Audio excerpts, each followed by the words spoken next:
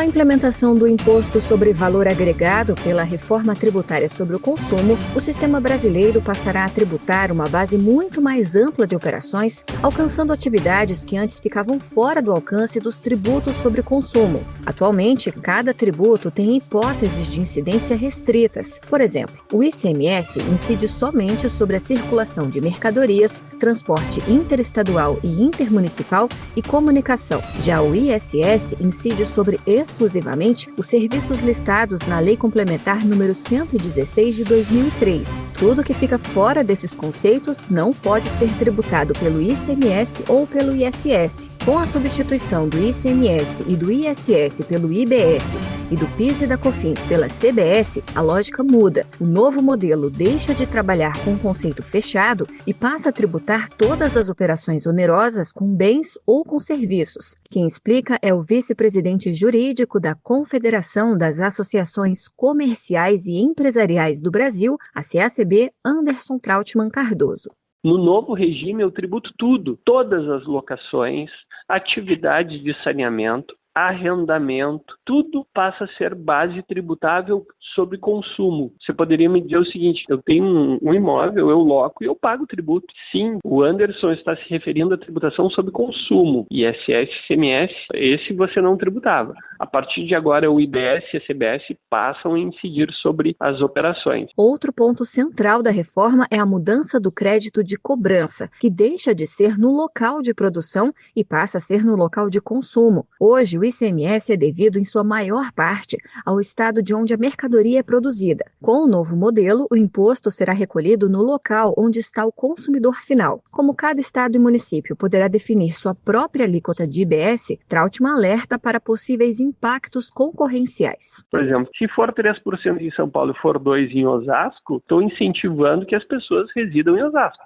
Tudo que a pessoa comprar em Osasco, ela vai pagar 1% a menos nas suas aquisições. Para evitar quedas abruptas de arrecadação dos estados produtores, a reforma instituiu regras de transição. Nas primeiras décadas de vigência do novo modelo, essas unidades da federação contarão com garantias de receita mínima, previstas tanto na Emenda Constitucional número 132 de 2023, quanto nas leis complementares decorrentes. Reportagem Paloma Custódio.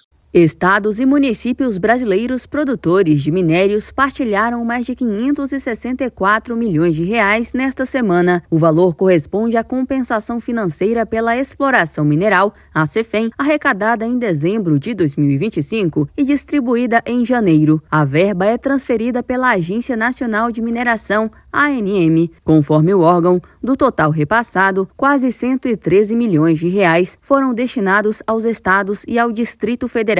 Já mais de 450 milhões de reais ficaram com as prefeituras. Entre os estados que receberam os maiores valores estão Minas Gerais, com mais de 55 milhões de reais, e o Pará, com mais de 42 milhões. Os 3 municípios produtores que mais receberam recursos estão localizados no Pará, sendo Canaã dos Carajás, Parauapebas e Marabá. Conforme a ANM, pelo menos 20% dos recursos da CEFEM devem ser aplicados em ações de diversificação econômica, exploração mineral sustentável e pesquisa científica e tecnológica. Além disso, os valores não podem ser utilizados para o pagamento de dívidas, exceto débitos com a União ou seus órgãos, nem para despesas permanentes com o pessoal. No entanto, os recursos podem ser destinados à educação, inclusive ao pagamento de salários de professores da rede pública, especialmente no âmbito da educação básica em tempo integral. O painel com a lista de valores recebidos por estados e municípios produtores minerais pode ser acessado em brasil61.com. Reportagem Bianca Mingotti. Cursinhos populares já podem se inscrever para a edição 2026 da Rede Nacional de Cursinhos Populares, a CEPOP do Ministério da Educação, MEC. As inscrições seguem até 27 de fevereiro e devem ser realizadas na plataforma sicpop.mec.gov.br. O edital prevê o atendimento de 514 cursinhos, com investimento total de R$ 108 milhões. Do total, 384 cursinhos que já receberam apoio técnico e financeiro seguem no programa, enquanto outros 130 serão selecionados nesta edição. Podem participar cursinhos legalmente instituídos, iniciativas informais vinculadas a instituições operadoras, projetos de extensão e redes de cursinhos populares. As propostas devem priorizar estudantes de escolas públicas em situação de vulnerabilidade social. Cada cursinho selecionado poderá receber até R$ 208 mil, valor destinado ao auxílio permanência de R$ 200 mensais para estudantes, apoio a educadores, coordenadores e equipes de apoio técnico-pedagógico e psicossocial, além de recursos para atividades administrativas. Segundo o MEC, a CEPOP tem como objetivo ampliar o acesso de estudantes socialmente desfavorecidos à educação superior por meio de preparação para o Exame Nacional do Ensino Médio, o Enem. Da agência Rádio Gov em Brasília, Gilson Santa Fé. Você sabia que a internet aumentou o alcance das emissoras de rádio? Além de poder ouvir nossa rádio em sua casa, trabalho e no carro, através de seu smartphone, você pode nos ouvir também em qualquer cidade, estado ou país. Basta baixar e instalar o aplicativo Radiosnet em seu celular ou tablet. É de graça. O Radiosnet está disponível para Android e iOS no site radiosnet.com.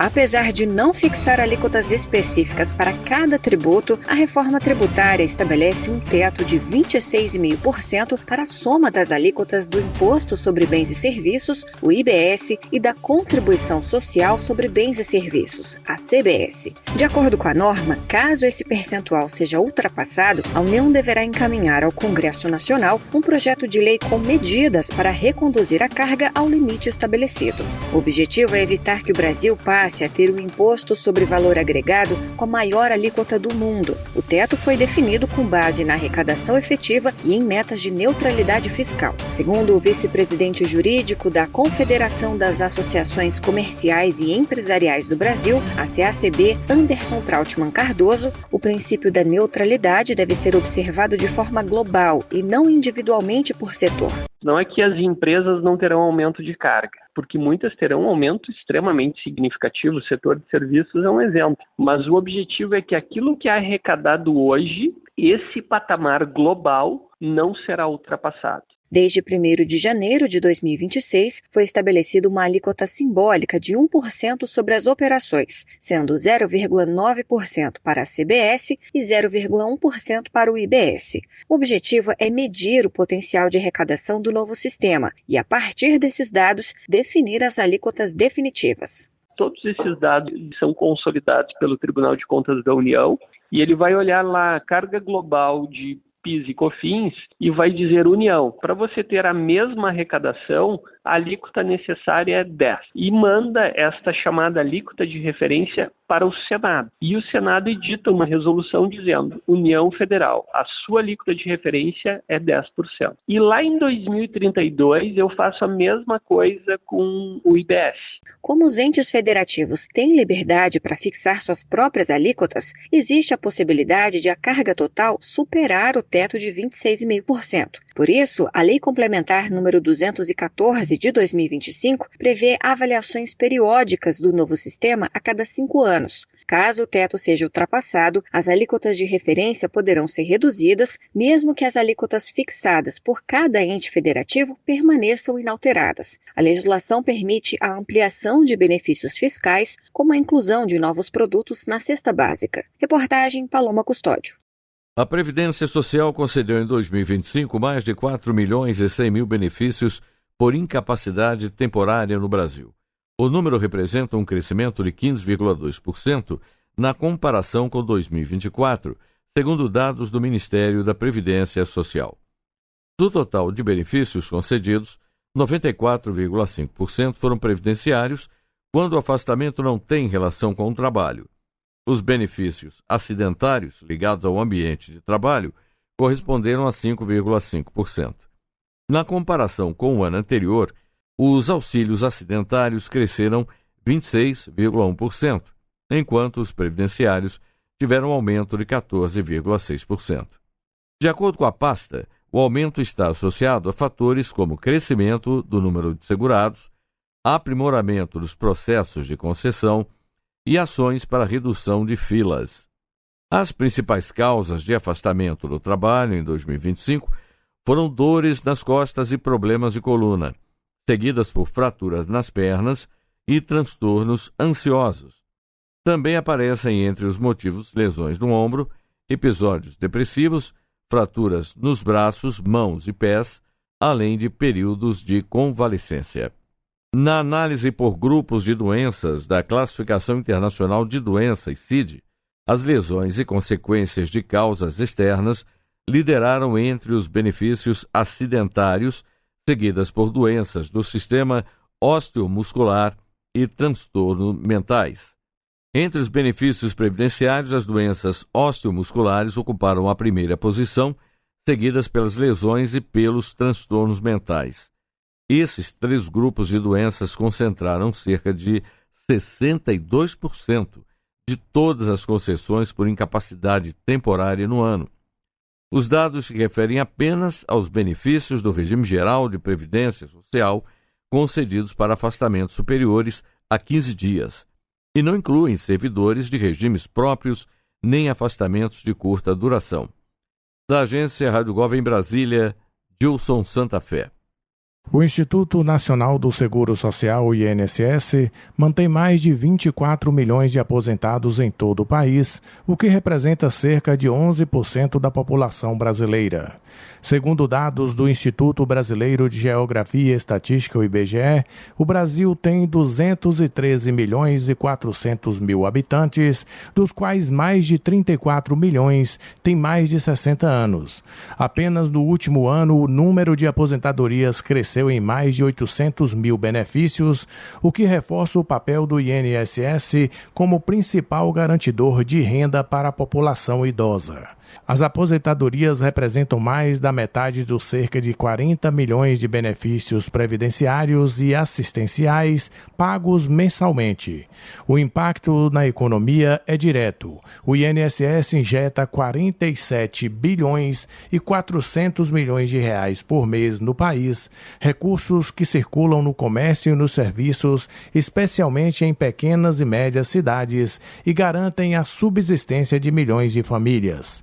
A maior concentração de aposentados está nos estados mais populosos, com destaque para São Paulo, Minas Gerais, Rio Grande do Sul e Rio de Janeiro. O crescimento do número de benefícios ocorre em meio ao envelhecimento da população e amplia os desafios do sistema previdenciário, que precisa equilibrar proteção social, sustentabilidade financeira e manutenção da renda para quem já contribuiu ao longo da vida. Da agência Rádio Gov em Brasília, Claudimário Carvalho. Reúna os amigos e a família e vá ao Bona Pizza. O funcionamento é de segunda a segunda até às 10 da noite. Localizado na praça de alimentação do Friburgo Shopping, o Bona Pizza oferece pizzas doces e salgadas, lanches rápidos, sucos e refrigerantes. Bona Pizza do Shopping da Praça. Telefone com WhatsApp 2523 3025. 2523 3025.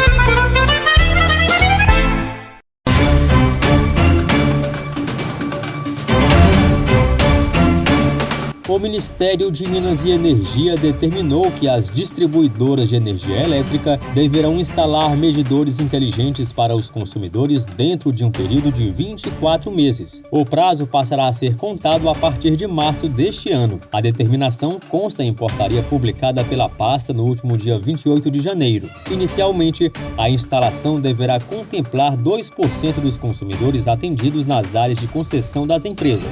Os medidores inteligentes são dispositivos digitais que permitem a medição do consumo de energia elétrica em tempo real, sem a necessidade de leitura manual. Esses equipamentos podem ser conectados à internet e possuem comunicação direta com as distribuidoras. Com o novo dispositivo, os consumidores passarão a receber prioritariamente a conta de luz em formato digital.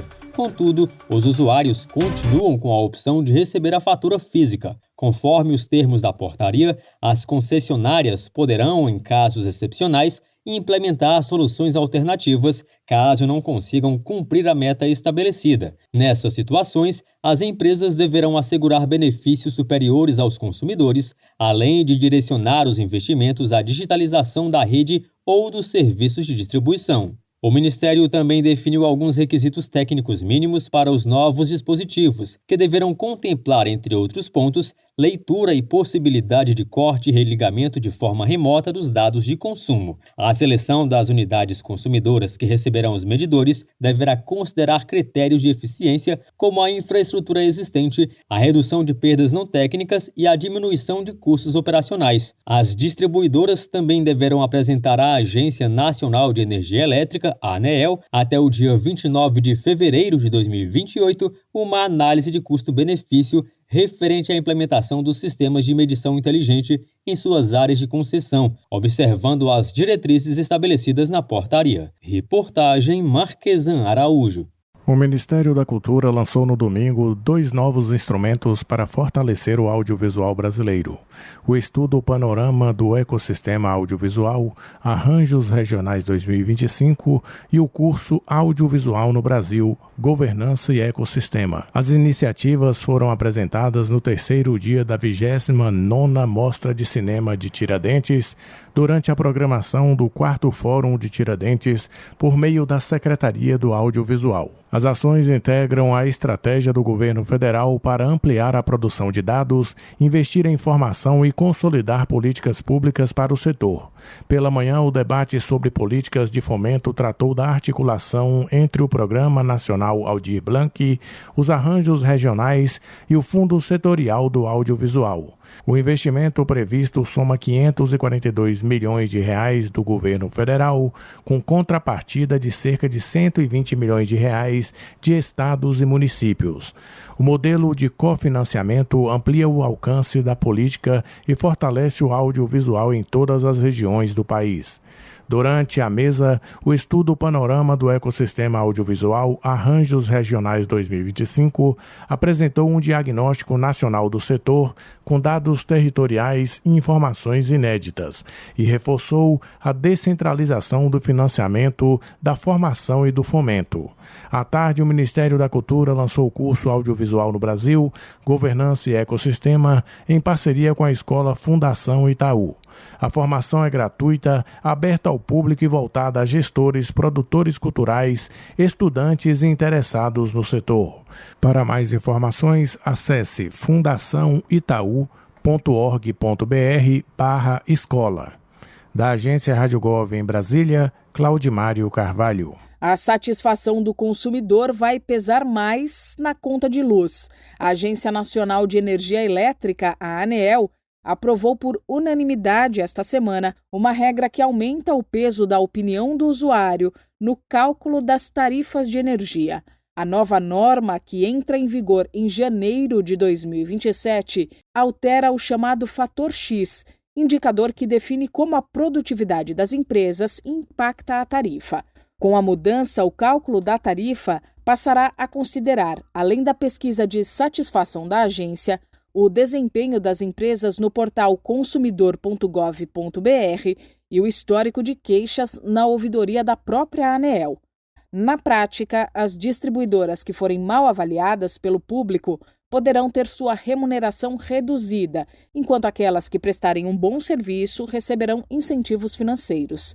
De acordo com a agência, essa decisão é uma resposta direta às cobranças da sociedade após as sucessivas falhas no fornecimento de energia, especialmente durante eventos climáticos extremos. A ANEEL reconhece que os índices técnicos usados atualmente, que medem apenas a duração e a frequência das interrupções, não refletem a real percepção da qualidade do cidadão. Para se ter uma ideia, segundo a própria agência, os níveis atuais de satisfação dos consumidores brasileiros com a distribuição de energia são inferiores aos registrados em pesquisas semelhantes em outros países, como os Estados Unidos, por exemplo. Diante do cenário, a mudança anunciada foi apresentada pela ANEEL como um passo importante na evolução do modelo de regulação, com foco na eficiência, transparência e qualidade do atendimento ao consumidor. Da Rádio 2, Milena Abreu. Choperia e restaurante Chapa Quente. Mais que um lugar para comer, um espaço para viver bons momentos. Na praça de alimentação do Friburgo Shopping, De segunda a segunda, o sabor ganha destaque.